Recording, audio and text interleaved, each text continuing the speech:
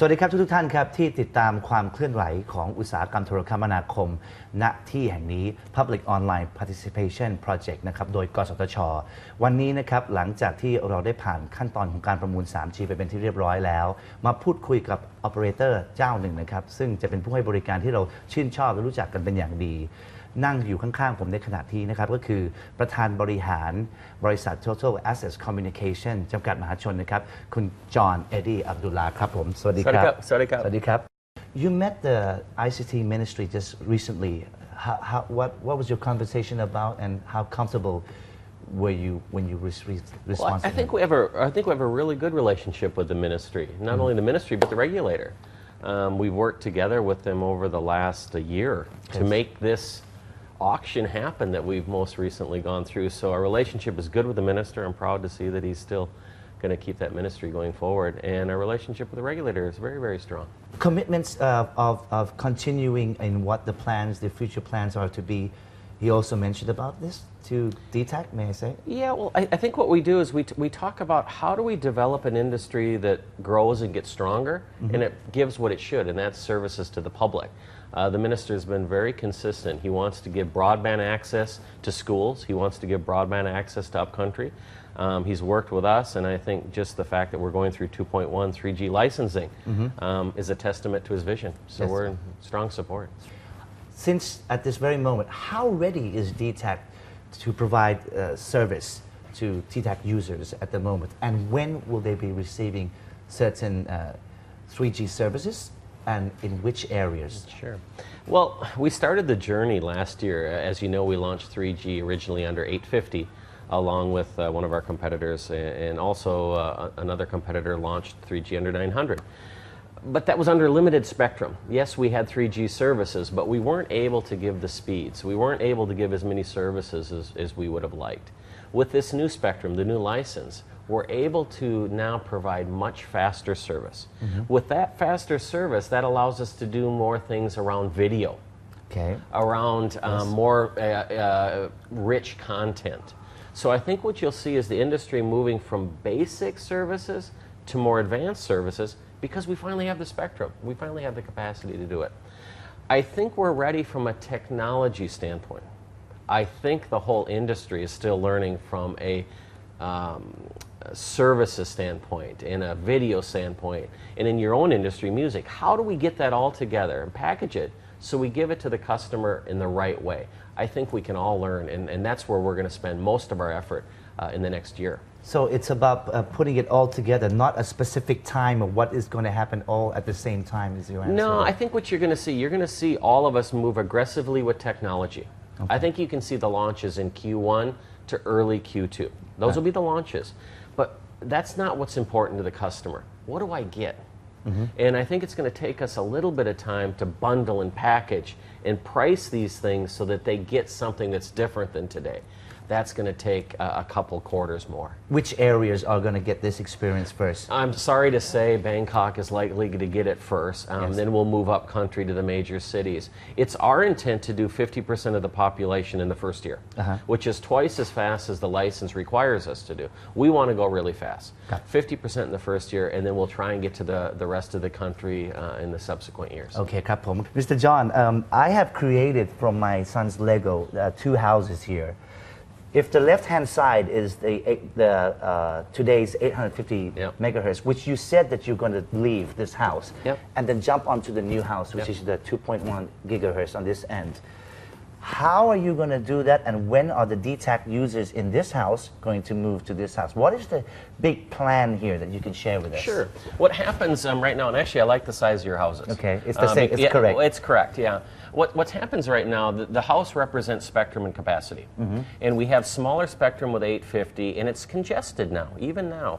So what we're going to do is we're going to ask the customers that live in that house, as soon as we're ready, do you want to move to a bigger house? You're going to ask them We're going to ask them. Okay. We have to ask them. Yes. So now that can be as simple as an SMS, or they can go to a shop. It'll be a very simple transaction. Okay. I think they're going to want to move to the bigger house. Right. They're going to have probably a better package. They will have maybe some goodies there that they can get that they can't get. I think that migration will happen as fast as we can handle it and as fast as the customer can work with us. So that part I'm not worried about. It's when they get to that house, what do they get? Right. That's the big question. Okay. And I think they want more than just the shell of a house. They want to have some goodies in the house.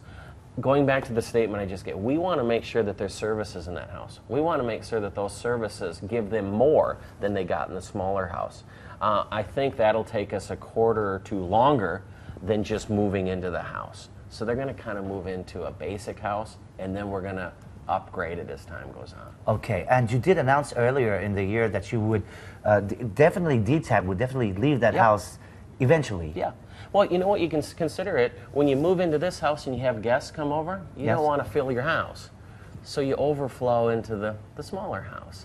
So in peak hours or where we have special events, or maybe there's whatever happens, the network just has a big peak load. Instead of penalizing the people in the big house, overflow into the small house. Then it means that you're going to still manage the 850. Yeah, we'll keep it there. And what it provides is really good overflow. We'll always be able to have maximum capacity and quality. And this house actually has better proposition characteristics, meaning it can serve a bigger area. So if a customer gets himself in an area which is maybe a little bit farther away and he needs that extra service, this house is always there to help him. I sincerely wouldn't know. I would like to ask you, 850 megahertz here is still on the concession basis. It is on the concession, but you know what? It provides such a good service that if you do overflow in it, it's better to take advantage of that existing asset than build much, much more for only using it at once in a while. Why not use the house that you already have? Wow, John, that's very interesting. Personally, a question. How was this BTO build and transfer and operate? If that house was doing that all the time, would you have any comments on how it is to invest into such concession business? I think this is the tough one. This is what the industry is going through right now. Consider this a rental house. We never owned it.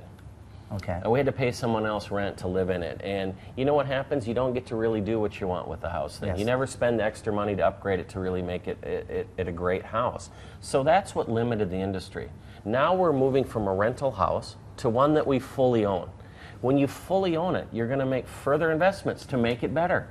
The wallpaper. The wallpaper is going to be parking upgraded. The garage is going to be better. The kitchen will be upgraded.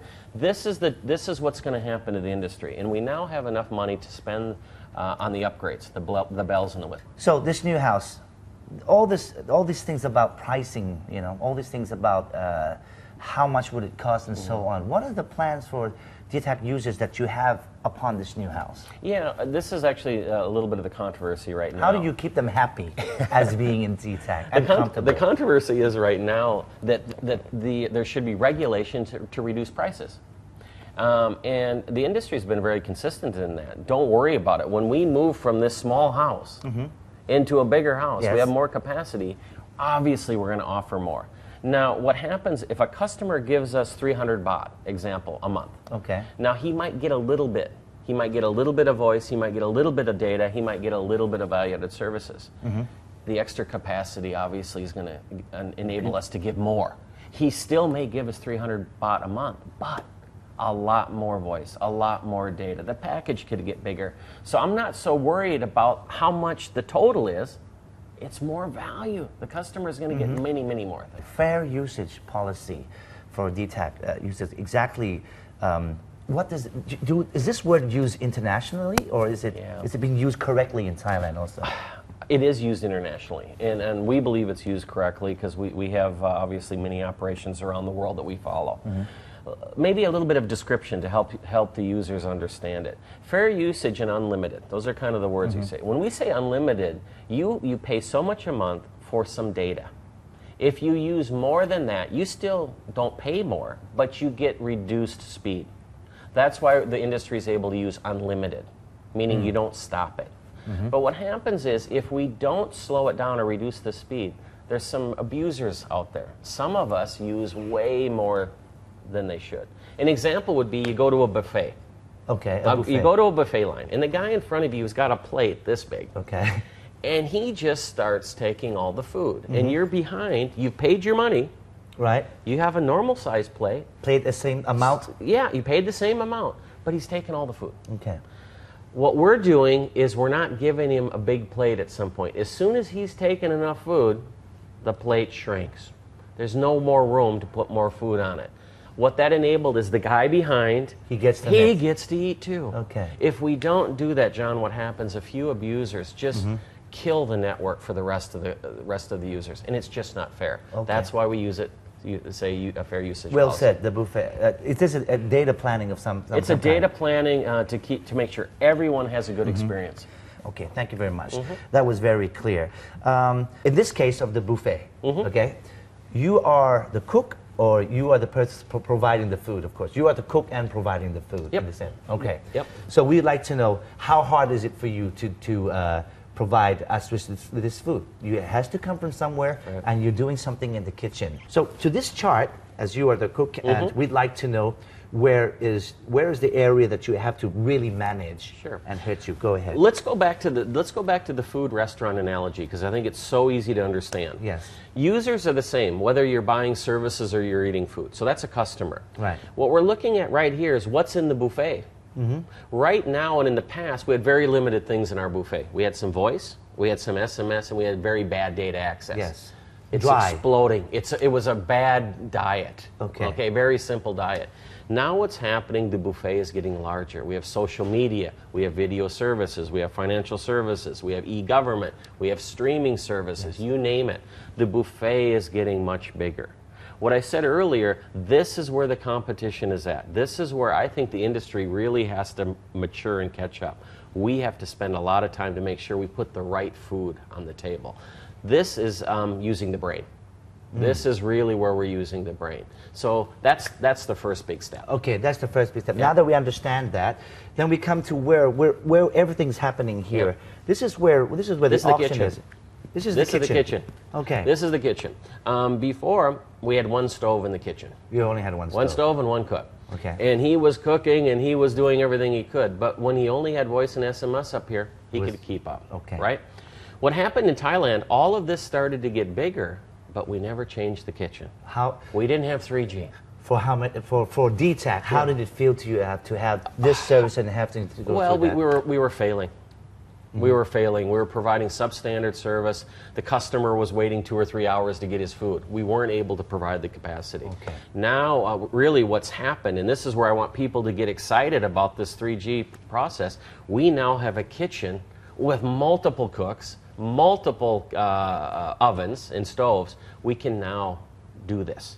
So this is where we're going to spend a lot of money. We're going to make the investments in here. This will be roughly done in the next year and a half. But it'll happen so fast, I think the customers will be happy. I've heard that before. So the cooks are there and the ovens are coming in. They're coming in They're now. coming in Yeah. now. Oh, great. So it's like probably really, really good news. I think it's great news, It's and great I think news. we should be excited about it. Can you explain to us where the three areas here would from B here, Yeah. C, D, and E to Sure. your point of view? Dtac? What's happening here as we get deeper into the networks, this one is more about reliability and quality.